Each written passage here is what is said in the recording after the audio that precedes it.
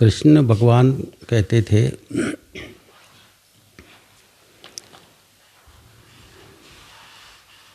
कि हे अर्जुन,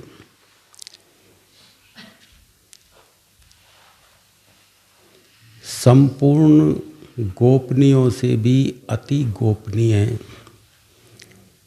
मेरे उस परम रहस्य युक्त वचन को तुझसे फिर से कहता हूँ, क्योंकि तू मेरा अतिशय मित्र है। इसलिए उस परम हितकारी वचन को तुझसे कहूँगा।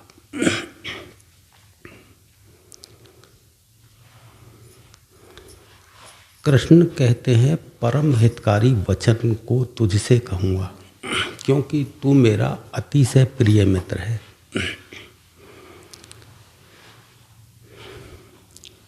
हितकारी वचन तो आप जानते हैं, जो आपके लोभ को पूरा करते हैं, जो आपके मतलब को पूरित करते हैं, जो आपकी ज़रूरत को पूर्ति करते हैं, जो आपके काम आने वाली चीज़ें उनको बनाए। तो हितकारी जो वचन है वो तो आप जानते हैं, लेकिन कृष्ण जब कहते हैं कि परम हितकारी वचन, तो परम हितकारी वचन वो हैं जो आत्मा से संबंध रखने वाले हैं, और हितकारी वचन वो हैं जो मन से संबंध रखने वाले हैं। हितकारी वचन तो संसार में काम आते हैं, और परम हितकारी वचन अति गोपनीयों से भी गोपनीय होते हैं। वो उसी व्यक्ति को बताए जाते हैं जो पात्र हो उन वचनों को सुनने का। क्योंकि यदि वो परम हितकारी वचन यदि अपात्र को बता दिए जाएं तो नुकसान होने की संभावना है, क्योंकि वो उनका मूल्य नहीं समझता है। इसलिए सद्गुरु को पहले उन वचनों को सुनने के लायक व्यक्ति को बनाना पड़ता है, उसकी पात्रता बनानी पड़ती है। क्योंकि संसार में सभी लोग पात्र नहीं होते, सभी लोग संसार की गतिविधियों में ही जुटे होते हैं। इसलिए उनकी पात्रता संसार के लायक होती है, उन परम वचनों को सुनने लायक नहीं होती। इसीलिए तो कृष्ण अर्जुन से कहते थे कि हे अर्जुन, मैंने सृष्टि के प्रारंभ में पहले तो पात्र सूर्य को पाया, इसलिए मैंने ये ज्ञान उनको सुनाया। सूर्य कोई ये सूरज नहीं, व्यक्ति सूरज नाम का। और इसके बाद में मैंने फिर मनु को पाया, फिर ये ज्ञान मनु को दिया गया। मनु ने इक्ष्वाकु को पाया पात्र, फिर इक्ष्वाकु को दिया, और इक्ष्वाकु ने कुछ ऋषियों को दिया ये ज्ञान। इसके बाद में ये धरती जो है, इस ज्ञान से ये ज्ञान धरती से लोप हो गया, कोई पात्र नहीं मिला। अब भी मैं तुझको पात्र पा रहा हूँ। पात्र पा कहाँ रहा हूँ, वो बना रहे हैं पात्रों से, कि वो अर्जुन को सुना रहे हैं। तो ये बात आत्मा से संबंध, अति गोपनीय वचन का मतलब आत्मा से संबंधित बात, ये यदि सबको बताने लायक होती तो बता देते सबको। और अति गोपनीय से गोपनीय बात है भी कहाँ ये गीता शास्त्रों का ही सुन निचोड़ है। शास्त्रों में से पढ़ लेते, कोई भी पढ़ ले, कहाँ गोपनीय है? पुराणों में, वेदों में, उपनिषदों में उनका ही तो निचोड़ है गीता। उनमें से पढ़ के और आराम से व्यक्ति ज्ञानी बन सकता है। इस वचन को पढ़ ले। कृष्ण फिर भी कह रहे हैं कि अति गोपनीयों से भी गोपनीय, क्योंकि पात्र ही इन वचनों को समझ सकता है। किताबों में पढ़ के इनको नहीं समझा जा सकता है। सद्गुरु ही शिष्य को उतनी ऊंचाई तक लेके आता है जहाँ ये वचन समझ पड़ते हैं, जहाँ ये बातें समझ पड़ती हैं। तो कृष्ण कहते हैं कि अति गोपनीयों से भी अति गोपनीय, ये छुपा के रखने वाला है। सद्गुरु ही बता सकता है पात्र को। बाकी की सद्गुरु के मुंह से निकली जैसे कोई बात हो, आप चाहे किसी को बता दो, उतनी वजन नहीं रखती वो बात। यदि आत्मा से भरा हुआ कोई ज्ञानी राम बोले तो उसके राम बोलने में सजीवता होती है। और यदि व्यक्ति आत्मा से भरा हुआ नहीं है, साधारण व्यक्ति यदि राम बोले तो उसके राम में कोई वजन नहीं होता है, उसका राम बोलना सामान्य है। और यदि जो राम को जानता है, जो उस चेतना से भरा हुआ व्यक्ति है, वो राम बोले तो उसकी राम में बहुत बड़ी बात है। वो सजीव राम को बोल रहा है, तुम निर्जीव राम को बोल रहे हो, तुम्हारे बोल। तो वही महात्मा की वाणी, कोई भी शास्त्र की वाणी को यदि सामान्य व्यक्ति बोले तो कोई वजन नहीं रखती, और उसी बात को यदि बोले तो वो वजनदार हो जाती है। तो कृष्ण कहते हैं कि ये अति गोपनीय से गोपनीय ज्ञान है जो मैं तुझे पात्र बना के दे रहा हूँ, क्योंकि तू मेरा अतिशय मित्र। अतिशय का मतलब घनिष्ठ, अत्यंत प्रिय। इसलिए मैं तुझे बता, अत्यंत प्रिय महात्मा के लिए वही है जो इस ज्ञान की पात्रता रखता हो। जो पात्र हो जाता है वो अत्यंत प्रिय हो जाता है। तो कहते हैं कि इस ज्ञान को, तू मेरा अतिशय मित्र है, मैं तुझे इस परम हितकारी वचन को कहूँगा, फिर से कहूँगा। अति गोपनीयों से भी अति गोपनीय मेरे इस परम वचन को फिर से कहूँगा। फिर से कहने का मतलब है कि एक मैं तुझसे दोबारा भी कहूँगा, क्योंकि सद्गुरु पीछे जब पढ़ता है ना तो एक ही बात को बार बार कह देता है। एक ही बार को, महात्माओं की आदत होती है एक ही बात को 10 बार दोहराने की, वो 10 बार कहते रहेंगे। ऑफिशियल लैंग्वेज नहीं होती उनकी, वो बच्चे की सी भाषा बोलते हैं, समझ में आ गई तो भी कहते हैं, बार बार कहते रहते हैं। तो कहते हैं कि मैं फिर से कहूँगा। फिर से कहने का मतलब है कि जब तक तू पुख्ता नहीं समझ जाएगा मेरी बात को, चाहे मुझे 100 बार भी कहना पड़े तो भी मैं कहूँगा इस बात को। फिर से कहता ही रहूँगा जब तक तू प्रश्न तेरे अंदर से गिर ना जाए, जब तक तू उस लायक ना हो जाए जिस लायकी की ज़रूरत आत्मज्ञान के लिए होती है, तब तक मैं फिर से कहता रहूँगा, बार बार कहूँगा। और सद्गुरु कहता रहता है, चोट करता रहता है, जब तक वो चोट पूरी ना हो जाए वो कहता रहता है। तो कृष्ण कहते हैं कि हे अर्जुन, तू मुझ में मन वाला बन, मेरा भक्त बन, मेरा पूजन कर, मुझे प्रणाम कर। ऐसा करने से तू निश्चय ही मुझे प्राप्त होगा।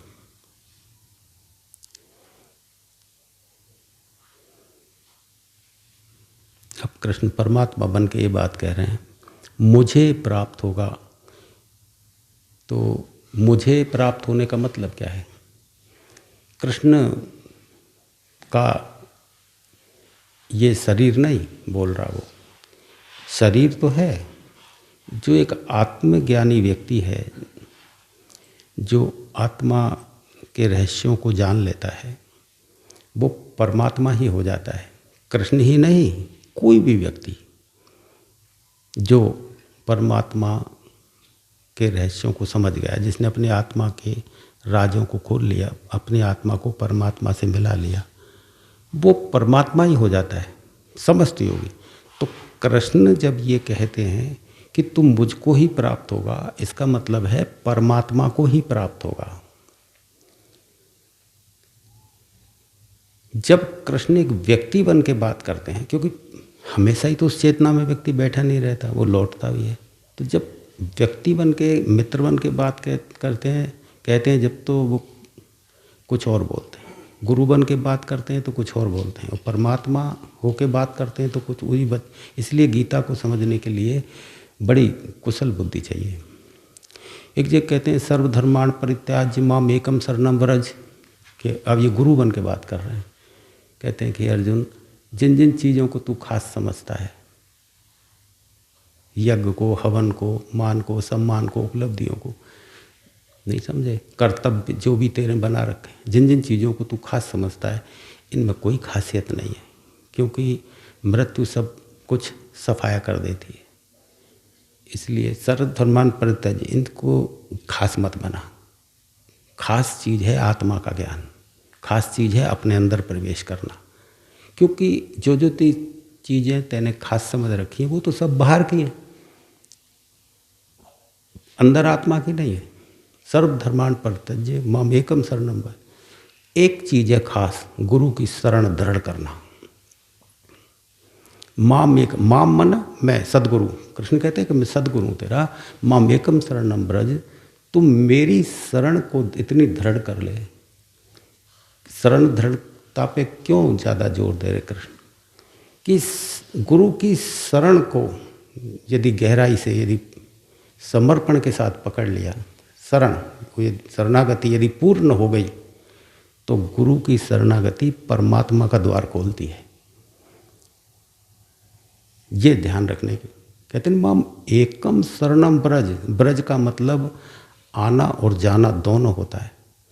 जाना का मतलब तो गक्ष होता है। कृष्ण की संस्कृत इतनी कमज़ोर नहीं थी, यदि वो लिखना चाहते कि माम एकम शरणम गक्ष भी लिख सकते थे, क्योंकि संस्कृत कमज़ोर नहीं थी। ये समझ सर्वधर्मान परित्याज्य माम एकम शरणम गक्ष कह सकते थे, लेकिन ब्रज का मतलब होता है, क्योंकि कोई चीज़ आध्यात्म की ऐसी होती है जिसको आने और जाने में प्रयोग किया जाना जरूरी हो जाता है, क्योंकि गुरु एक ऐसी शख्सियत होती है कि उसकी शरण दृढ़ हो जाती है, तो गुरु में प्रवेश करके आना भी होता है गुरु में, और उसी में होकर के परमात्मा के लिए जाने का भी रास्ता खुल जाता है। तो वो कहते हैं ब्रज, यानी तू मेरे शरण में आ जा। माम एकम शरणम ब्रज, मेरी शरण में को दृढ़ कर ले, तो मेरे में से परमात्मा का रास्ता निकल जाएगा। तेरा मुझ में तो होगा आना, और जाना परमात्मा में हो जाएगा। ये होता है ब्रज का मतलब। नहीं तो ऐसा नहीं है वो जाना ही जाना होता है कि भाई तू मेरी शरण में आ, तू परमात्मा की तरफ चला जाएगा, तो गक्षी बोल देते वो। तो इन नालायकों को क्यों छोड़ते संस्कृत का ये गुड़ गोबर करने के लिए, कि गक्ष का मतलब जाना होता है तो ब्रज का मतलब भी जाना ही होता है। इन मूर्खों के लिए नहीं छोड़ते। ब्रज का मतलब आना और जाना, गुरु में प्रवेश करना और परमात्मा में निकलना, ये होता है। तो जब कहते हैं कि तू मेरी शरण में आ जा, तो कह वो इस समय पे गुरु बन के बात कर रहे हैं अर्जुन से। और अब जब ये कहते हैं कि तू मुझ में मन वाला बन, मेरा भक्त बन, मेरा पूजन कर, मेरी प्रार्थना कर, ऐसा करेगा तो तू मुझको ही प्राप्त होगा। अब कृष्ण का मुझ परमात्मा का मुझ है, गुरु का मुझ नहीं है। अब तुम सोचोगे कि कृष्ण मुझको ही प्राप्त होगा, तो मुझको प्राप्त होगा का मतलब क्या है कि अर्जुन कृष्ण बन जाएगा, मोर पंख लगा के नाचेगा,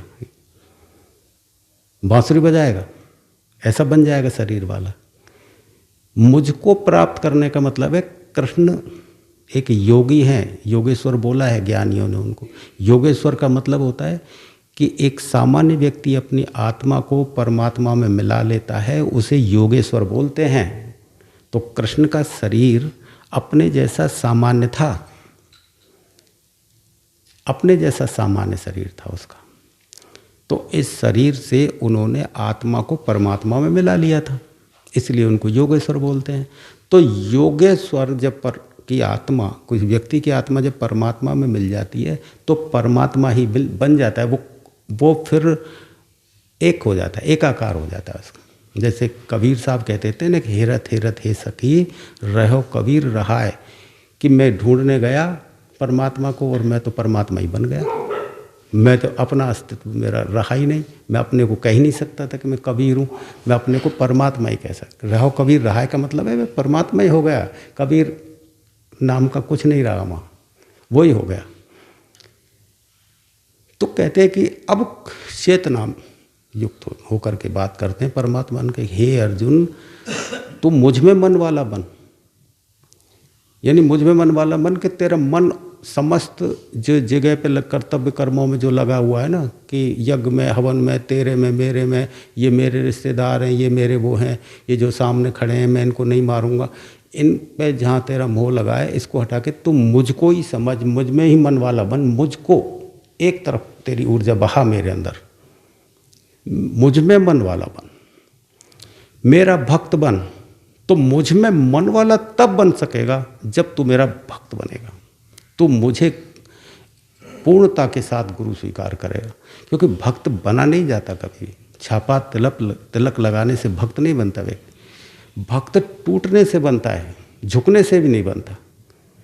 वो ये नहीं कह रहे कि तू झुक जा मेरे आगे, झुकने को तो कोई दिक्कत ही नहीं थी, झुकना और टूटना ये दोनों अलग अलग व्यवस्थाएं हैं। तो कहते थे कि मुझे इतनी ऊंचाई तक मान ले जितनी ऊंचाई तक परमात्मा है, इतनी ऊंचाई तक जब तुझे मुझे मानेगा, इसी ऊंचाई में जब तू अपने आप को छोटा समझेगा, इसी का नाम है भक्त बन जाना। तो मुझे तू मेरा भक्त बन, तू मेरा उस पूजन कर। तो पूजन ऐसे थोड़ी थाली उठाई कर लिया, पूजा भी तभी निकलती है जब व्यक्ति बिल्कुल टूट जाता है, गुरु के चरणों में बिल्कुल टूट जाए कि मैं कुछ भी नहीं हूँ, वो अवस्था से ही पूजन निकलता है। थाली घुमाने, दीपक जला के पूजन ये तो दिखावा है सारा। पूजन निकलता है टूटने की अंतिम अवस्था पे, जो निकलता है उसे पूजन कहते हैं। वो टूटने की अवस्था पे जो एक सम्मान, जो एक आदर जो निकलता है वो पूजन है, वो है पूजन। जो श्रद्धा निकलती है वो है पूजन। तो कहते कि तू मेरे में मन वाला बन, भक्त बन, पूजन, मेरा पूजन कर, मुझे प्रणाम कर।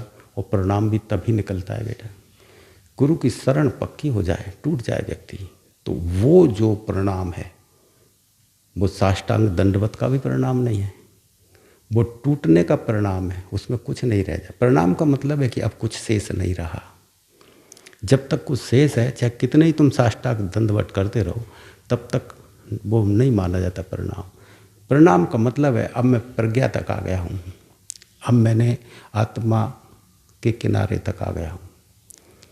किनारे पे आने पे जो लहरें, सागर, तुम जाते हो उस सागर के किनारे तो जो लहरें टकराने लगती है ना बेटा, वो उस आनंद को प्रणाम बोलते हैं। अभी डुबकी नहीं लगाइए, डुबकी से पहले का जो किनारा है, किनारे का जो रस है, उसे बोलते हैं प्रणाम।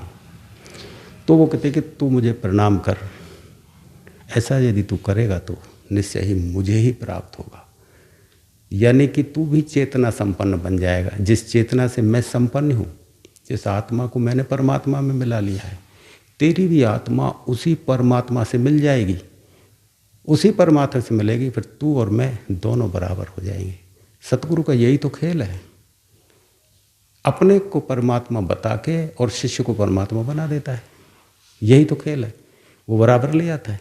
अपने को परमात्मा दिखाते दिखाते कहते कि ठीक है, क्योंकि तैने तो देखा नहीं परमात्मा। अरे भाई, तू तो परमात्मा को जानता नहीं है, तो तू प्रेम करने के लिए एक फिगर तो चाहिए। तो तू मेरा पूजन करने वाला बन, मेरे मन वाला बन। इन बातों से संसार में यदि कोई ऐसे कहे कि तुम मेरे को मन वाला बन, मेरे को पूजन करने वाला बन, मेरे को प्रणाम कर, तो तुम ऐसे आदमी को बहुत बड़ा अहंकारी बोलोगे कि कितना घमंडी आदमी अपने नीचे झुकवाने की बात कर रहा है कि मेरे को प्रणाम कर, कितना घमंडी आदमी है। लेकिन ये अहंकार नहीं था बेटा, क्योंकि यदि तुम अहंकार में सोचोगे इस बात को तो अहंकार का ही जवाब आएगा। जैसी आवाज़ दोगे वैसे ही जवाब आता है। अहंकार में सोचोगे तो अहंकार का ही जवाब आएगा, तुम्हें अहंकार ही लगेंगे कृष्ण। लेकिन जरा जिस समय कहते हैं ना कि तुम तेरा मेरे में मन वाला बन, मुझे प्रणाम, यदि टूट गया ना व्यक्ति, तब कुछ और जवाब आता है। कि जब कहते हैं ना कि जब कहता है सदगुरु को, नहीं तुम मुझ मेरे आगे झुक, मुझे मन वाला बन, मुझे प्रणाम कर, मेरा भक्त बन, तो वो इसलिए कह रहे हैं अर्जुन से ऐसा कि तुझे मैं ऊपर उठाना चाहता हूँ, मेरी बराबर बनाना चाहता हूँ, इसलिए तुझे झुकाना चाह रहा हूँ, इसलिए तुझे मेरे में मन वाला बनाना चाह रहा हूँ, इसलिए तुझे मेरा भक्त बना रहा हूँ, क्योंकि ऐसा करने से ही तू मेरी बराबरी में आ पाएगा। ये है उनके कहने का मतलब। अहंकार नहीं है कृष्ण का, क्योंकि देखो तो क्योंकि हम अहंकार में जीते हैं, तो अब जैसा हम जीते हैं उसी तरह की हमारी सोच बनती है, उसी तरह का हम सोचते हैं। लेकिन सदगुरु की मुँह से निकली जो बात है, यदि हम अहंकार में होकर के उसका अर्थ करेंगे तो नहीं होती है। इसीलिए तो गीता के विभिन्न अर्थ हो गए, क्योंकि अहंकार में गीता, अहंकार क्या, बुद्धि, बुद्धि अहंकार होती है। तो बुद्धि में होकर के कोई चीज़ जब पढ़ी जाती है, सुनी जाती है, तो बुद्धि चीज़ों को विश्लेषण में ले जाती है, टुकड़े कर देती है। तो यदि तुम कृष्ण की इस भाषा को बुद्धिगत समझोगे तो कृष्ण को एक घमंडी आदमी कह सकते हो कि यार कृष्ण बड़ा अहंकारी था, कि उसको कह रहा है कि तू मेरा भक्त बन जा, मेरा पूजन करने वाला बन जा, मेरे को प्रणाम कर। निश्चय लोभ दे रहे हैं कि ऐसा करेगा तो तू मुझको ही प्राप्त होगा। कितना लोभ दे रहे हैं। लोभ की भाषा नहीं है बेटा, ये गुरु की आधिकारिक भाषा है। गुरु कह सकता है कि नहीं तू अभी टूटा नहीं है, अरे तू टूट, तू ऐसे नहीं। तो जिस घड़ी व्यक्ति टूटता है, तुम देखना उस घड़ी की विचार तुम्हारे अलग होते हैं। जिस घड़ी तुम तनते हो, अहंकार जब तनता है, तो जिस चीज़ को तुम कल तक कुछ और सोच रहे थे, तो अहंकार टूटने के बाद उसी चीज़ के बारे में परिभाषाएं बदल जाएंगी। उस चीज़ को फिर दूसरे ढंग से देखोगे। चीज़ जैसी है वो चीज़ वैसे जब दिखाई देती है जब अहंकार का पर्दा नीचे गिरता है। अहंकार में होकर के तुम देखोगे तो वो चीज़ें वैसी ही दिखाई देंगी, वैसी वो चीज़ दिखाई नहीं देगी। हम एक स्त्री को देखते हैं, यदि हमारे अंदर अहंकार है, हमारे अंदर यदि और खड़ा है, अहंकार गहरे में खड़ा है, तो हम स्त्री के टुकड़े कर देंगे। उसको अंगों से देखेंगे, स्त्री को उसके अंगों को देखेंगे। यदि वस्त्रों में भी लिपटी हुई स्त्री है तो हम वस्त्रों को हटाकर भी उनके अंगों को देखने की चेष्टाएं करेंगे, क्योंकि हमारे अंदर अभी टूटापन नहीं है। अहंकार ऐसा करवा देगा, बुद्धि ऐसी करवा देगी, वासना ऐसी करवा देंगे। लेकिन जिस घड़ी बेटा अहंकार त्रोहित होता है तो वासनाएं भी सिमट जाती हैं। उस घड़ी तुम स्त्री को देखोगे तो तुम्हें परमात्मा की एक कलाकृति दिखाई देगी, एक कला दिखाई देगी, परमात्मा की कला दिखाई देगी। ऐसा क्यों होता है? कल तक हम किसी चीज़ को टुकड़ों में देख रहे थे, आज देखते हैं जब अहंकार टूट गया तो चीज़ संयुक्त दिखाई दे रही। ऐसे कैसे? कोई चीज़ यदि जैसी है तो उसमें परिवर्तन नहीं होना चाहिए। जो चीज़ है, कल जो हमने अहंकार में देखी थी, तो अहंकार टूट जाने के बाद भी वो चीज़ वैसे ही दिखाई देनी चाहिए। अलग क्यों बदली? इसका मतलब है चीज़ें बदल रही हैं, अहंकार चीज़ों में बदलाव ला रहा है। और हमारा जो हृदय है, अहंकार जब टूट जाता है, शरणागति चीज़ों को संयुक्त कर रही है, जोड़ रही है चीज़ों को। शरणागति, अहंकार चीज़ों को टुकड़े कर रहा है। ये देखने की बात है। तो कृष्ण कहते हैं कि अति गोपनीय, संपूर्ण गोपनीयों से भी अति गोपनीय मेरे उस परम रहस्य युक्त ज्ञान को तुझे बताता हूँ। परम रहस्य युक्त ज्ञान को तुझे बता, क्योंकि तू मेरा अतिशय प्रिय है, अतिशय प्रिय है। तो कृष्ण उसको अपने इस ज्ञान को बता रहे हैं। ये ज्ञान आत्मा का ज्ञान होता है बेटा, ये सभी को नहीं दिया जाता है। तुमको जो महात्मा ये सामूहिक रूप से ज्ञान की चर्चा करते हैं और इतनी सरलता से जब तुम साधनाओं में प्रवेश करते हो, तो ये कलयुग की बहुत बड़ी महिमा मान लेना। तुम ऐसे महात्माओं को भी विशेष दया मान लेना। तुम यदि पिछले शास्त्रों को उठा कर देखोगे, पतंजलि को देखो, अष्टांग योग में कितनी कठिनाई से भरी हुई साधनाएं हैं। 6-6 महीने तो आसन ही साधने में लग जाते थे, नहीं समझे? आसन है, 8 योग हैं, आसन, ध्यान, धारणा, समाधि तक पहुंचता था व्यक्ति। तो तुम देखोगे कितनी कठिनाई साधक को उठानी पड़ती थी। पुरानी साधनाओं को तुम देखो तो देखते ही रह जाओगे कि कोई अग्नि में तप रहा है, कोई वृक्ष के उल्टा लटक रहा है, जिसके दीमक जम जाया करती थी। कितनी कठोर साधनाएं होती थी। और इस कलयुग में महात्मा कर सकते हैं पूरी दया। तो महात्माओं की इतनी दया और मेहरबानी कि समय के अनुसार वो साधनाओं की प्रकृति को बदल देते हैं। नहीं तो कभी तुमने सुना कि बिना साधना करे छोटी मोटी चीज़ें भी उपलब्ध नहीं होती, बिना मेहनत करे। और आत्मज्ञान पास में बैठने से उपलब्ध हो जाए, जो कि जीवन का सबसे बड़ा उद्देश्य है। ऐसे कैसे संभव होता है? शास्त्रों में तुम देखो पढ़ के कि छोटी मोटी भी तुम संसार की छोटी मोटी उपलब्धि भी लो तो पसीने आ जाते हैं। इसमें जीवन का सार मिल रहा है जीवन, और वो पास महात्माओं के पास में बैठने से संभव हो जाए, ये उनकी बहुत बड़ी दया है। ये इतनी दया है कि कलयुग में मनुष्य से कुछ हो तो सकता नहीं खाना कमाना ही बड़े मुश्किल से होता है, शरीरों में दम नहीं है, पहले की तरह कुछ कर नहीं सकते, तो उनकी शरीर की क्षमता के हिसाब से कि भाई चलो ये पास में बैठने लायक तो बन जाए, कम से कम इतना ही कर ले तो उसी से चालू हो जाए। लेकिन आदमी तो पास में बैठने लायक भी नहीं बन पा रहा, वो तो कपट से बैठता है। कहते थे ना कृष्ण के, हे अर्जुन तू उन महात्माओं की खोज कर जो आत्मा से भरे हुए हैं, तत्वदर्शी महात्मा हैं, उनके पास जाना, निष्कपट भाव से बैठना, सेवा करना, वो उपदेश कर देंगे तेरे को, तुझे दे देंगे, वो बता देंगे वो चीज़ जो असली ज्ञान की है। तो कपट ही नहीं छोड़ पा रहा आदमी, पूरे हृदय से बैठ ही नहीं पा रहा, अंदर तो चलता रहते, कितने विचार चल रहे हैं, तोड़फोड़ चल रहे हैं, ऊंच नीच चल रही है, अच्छे बुरा चल रही, ये का अर्थ ये है, उसका अर्थ ये है, एक रूपता आ ही नहीं पाती, इतना सा भी नहीं हो पाता। नहीं तो कलयुग में आज जितनी सरलता है आत्मज्ञान को लेने के लिए, उतनी सरलता कभी किसी युग में नहीं रही। तो महात्माओं के पास जब भी कोई आत्मा से भरा हुआ आत्मज्ञानी, तत्वज्ञानी जिसे बोलते हैं, तो उसके पास बड़ी सरलता से और प्रेम से जाना चाहिए। और शरण धरण, गुरु की शरण धरण कर ले और सब जतन ही तजना। सारे जतन व्यर्थ हैं, सारी मेहनत बेकार है, जितने आयोजन, जितनी मेहनत, जितनी तरकीबें हैं, वो कोई काम नहीं आने वाली है। बस उनके पास निष्कपट बच्चे के भाव से बैठो और मत देखो कि वो बोलना जानते हैं कि नहीं जानते, उनकी हमसे ज़्यादा बुद्धि है या कम है, ये चीज़, उनसे ज़्यादा बुद्धि तो आप में ही निकल जाएगी। वो क्या जानते हैं संसार के बारे में? तो आपका जितना अध्ययन है उनका थोड़ी है। यदि तुम राजनीति के बारे में, यदि समाज के बारे में कुछ भी बोलो, वो तो हार जाएंगे, वो तो नहीं जानते इतना, तुम ही उनको हरा दो। वो तो कोई है, वो तो एक ही चीज़ जानते हैं, ज्ञान, जिससे समाज बना है, जिससे राजनीति बनी है, जिससे सब बना है, उस ज्ञान को वो जानते हैं। बस पास बैठो, जब पास बैठोगे तो सब पता लग जाता है। तो गुरु की शरण धड़ कर ले और सब जतन तजना। तो सबसे बड़ी साधना जो है बेटा, वो पास में बैठने की है, कि सहजता से, सरलता से तुम पास में बैठने लगो, मात्र बैठो और उनकी सुनो प्रेम से, उनमें कैसे एक जीव हो सकते हो ये सीखो, ये तरीका, ये है साधना। तो कलयुग में इतनी सरलता से ये ज्ञान दिया जा रहा है, जो अति गोपनीयों से भी गोपनीय, अति महत्वपूर्ण ज्ञान, कृष्ण के अपने मुंह से कह रहे हैं, इतना महत्वपूर्ण कि छुपा के रखा जाता था, किसी पात्र को बताया जाता, जो किसी की पात्रता ही नहीं है और उसको नामदान दिया जा रहा। किसी की पात्रता नहीं है, बिना पात्रता के, तो ये कितनी उन महात्माओं की दया और मेहरबानी समझो कि बिना पात्रता के दिया जा रहा, कि कोई पात्र ही नहीं फिर दिया जा रहा, और फिर साधनाएं चालू हो रही। तो देखो कि कृष्ण को कितनी, अर्जुन को कितनी पात्र बनाने के लिए कितनी मेहनत करनी पड़ रही है, कृष्ण को कितनी मेहनत, 700 श्लोक बोलना कोई मामूली बात है।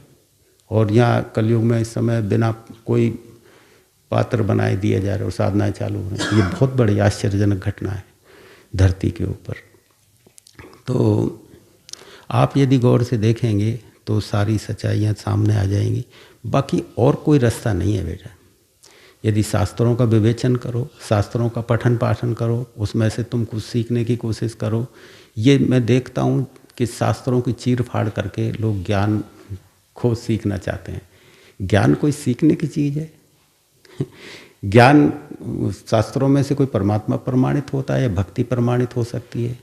कोई बस केवल इशारे मिल सकते हैं बेटा। शास्त्रों से न भक्ति की जा सकती है, न परमात्मा का कोई ज्ञान मिलता है, न कोई साधना मिलती है, कुछ नहीं मिले। गुरु के पास बैठने से केवल एक ही है, गुरु की शरण दृढ़ कर ले और सब जतन ही तजना, और कोई रास्ता नहीं।